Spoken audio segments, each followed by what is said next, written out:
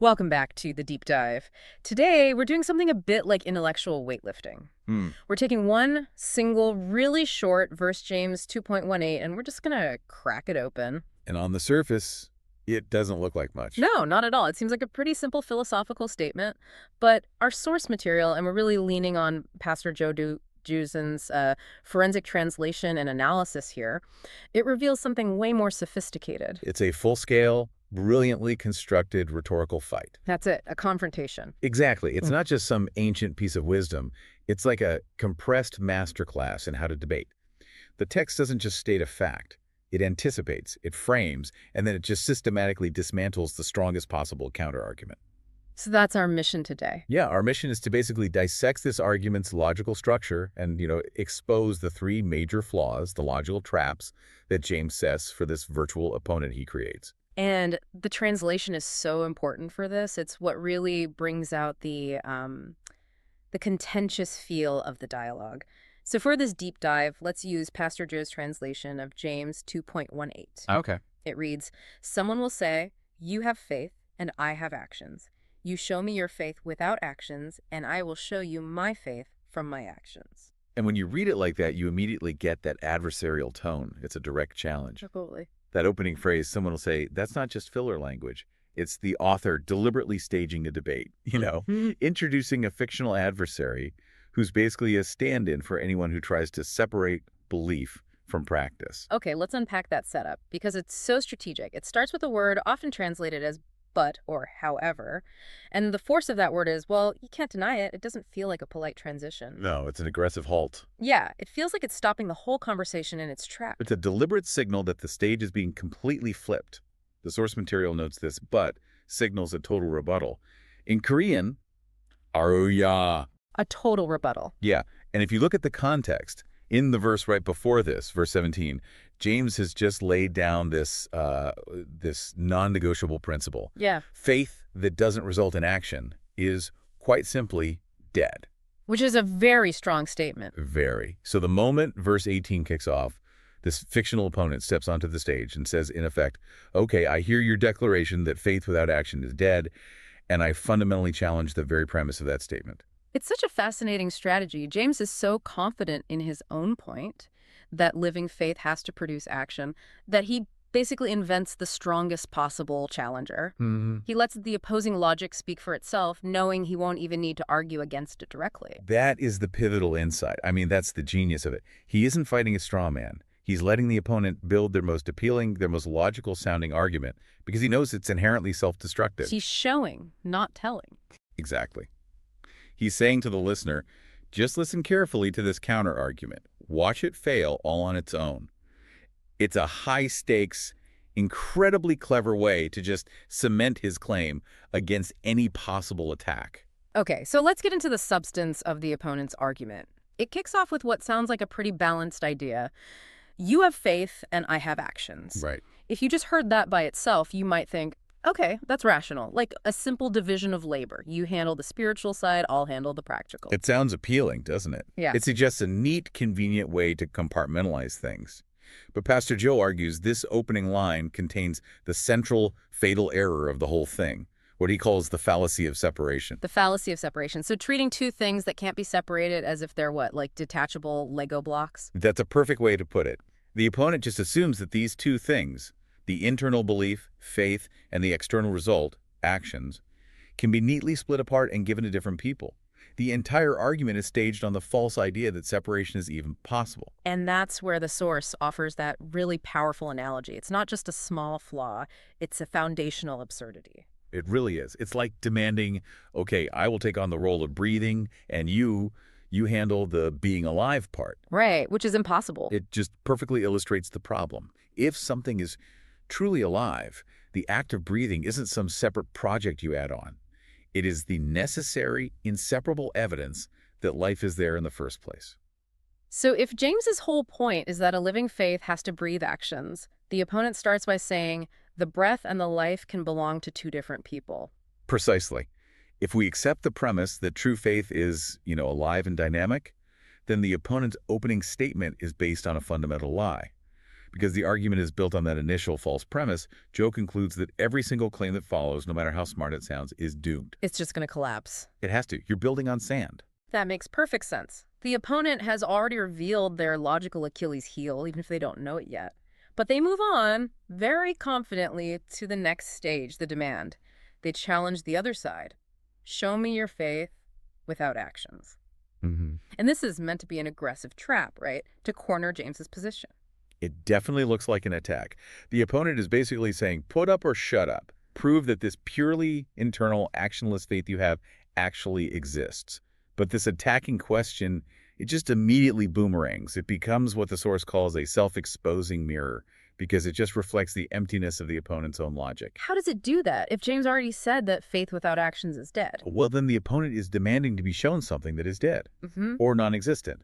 They are, in effect, commanding, show me a quality that is explicitly defined by its lack of substance. So the demand itself is impossible because the thing you're asking to see has no substance. It's like you can't show someone proof of something you've defined as not existing.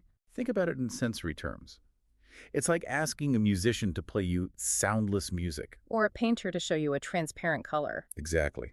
The demand is flawed because the very thing you're asking for, actionless faith, is a hollow concept. It doesn't have the characteristics required for it to be seen or demonstrated in the first place. So the opponent thought they were attacking James, but by demanding to see this actionless faith, they accidentally proved James's point. That it is, in fact, a hollow concept with nothing to show. And that is the strategic brilliance of it. James forces his opponent to use their own flawed logic to prove his point for him. It's a classic rhetorical move, sort of like reductio ad absurdum, where you take your opponent's premise and just follow it to its logical, and in this case, absurd, conclusion. Yeah. James doesn't need to argue that faith without action is dead. He just has to ask his opponent to show it to him, which, of course, they can't. That is so effective, just exposing a weakness by asking someone to apply their own theory. Okay, but the debate isn't over. The opponent has one more big declaration, sort of their closing argument. And I will show you my faith from my actions. Now, this sounds very persuasive. It's that show don't tell idea we value so much. So why does this final confident statement also fall apart? This one is maybe the most subtle of the logical traps. And to get why it fails, we have to rewind. We have to go all the way back to the very first statement the opponent made. We have to check for internal consistency. Which was that statement of separation. You have faith and I have actions. They define themselves as the person who has the actions, but who is separate from the person who has the faith. Precisely. They started by claiming the two were detachable, and they put themselves squarely on the action side of that divide. They explicitly left faith to the other person. Ah, I see the problem. If you've explicitly defined yourself as having actions that are separate from faith, how can you then turn around and claim those same actions prove you have faith? You can't. It's a massive internal contradiction. It is a logical betrayal of their own opening premise. It's like someone announcing, I have no money, and then in the very next breath saying, now watch me prove how rich I am by all the things I buy. The premise and the conclusion are at war with each other. Right. The opponent tried to separate faith from action, but in doing so, they stripped their actions of any power to certify faith. Can we use a real-world example? I think that would help make it stick for the listener. Sure. Think about the corporate world. A huge multinational corporation launches a massive, expensive environmental cleanup campaign. Now, the action itself, the money they spend, the pollution they remove, it's undeniably good. It's visible. Okay. But if we accept the opponent's starting premise that you can separate the action from the root, belief, or faith, then we run into a problem. Ambiguity. We don't know the motive. Is the action driven by a genuine belief in environmentalism, or is it just a calculated PR move to make them look good? Or maybe to satisfy a legal requirement. We just don't know. The action, the fruit, it can't certify the existence of the genuine internal belief, the root, if the person making the claim has already said the two things are separate. So their final declaration becomes a self-detonation, as Joe's analysis calls it. The logic just explodes, and it reveals its own inconsistency for everyone to see. So to wrap up the opponent's entire argument, they made two impossible moves. First, they demanded to be shown something non-existent, a dead, actionless faith, which couldn't be done.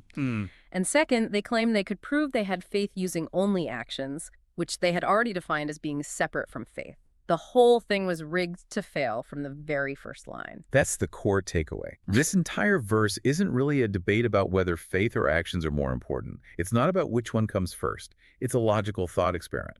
It's designed to show you the internal contradiction and, frankly, the sheer impossibility of even trying to separate them. James just systematically shows that the second you try to split faith and action, the logic you're using to defend that split just implodes on itself. Right. Actionless faith has no substance to show, and faithless action has no root to prove anything. They're a single entity. They are, like light and heat from a fire. You can't have one without the other. They're inseparable. It's just amazing that such a short verse can contain so much. I mean, meticulous logical traps, these rhetorical devices. It really elevates the text from a simple spiritual instruction into a powerful masterclass on debate and, intellectual integrity. It really does. It reminds you that thinking deeply about the structure of an argument is often more important than the topic of the argument itself. And that profound lesson that failure always happens when we try to separate an essence from its necessary expression. That's a principle you can carry far beyond this one context. Absolutely. So what's a real-world takeaway from this logical deep dive for you, the listener, trying to navigate all the information you see today? Right, how does this apply now? Well, consider this. The logical failure James exposed. It happens all the time in modern discourse. We see these logical gaps constantly when people try to separate the essence of a complex idea from its expression. And if you learn to recognize this principle, you suddenly have a really powerful tool for analyzing any argument you hear. Can you give us some other examples? Where else does this kind of separation cause these logical errors? Think about the separation between love and the expression of love. Can you really claim that love exists while at the same time refusing its necessary expression? The logic gets pretty shaky. I see. Or maybe in a more legal or civic context, think about justice and the execution of the law. When arguments are made for the existence of justice without the visible, necessary execution of the law or the other way around, the whole premise starts to erode. And you end up with a self-destructive argument.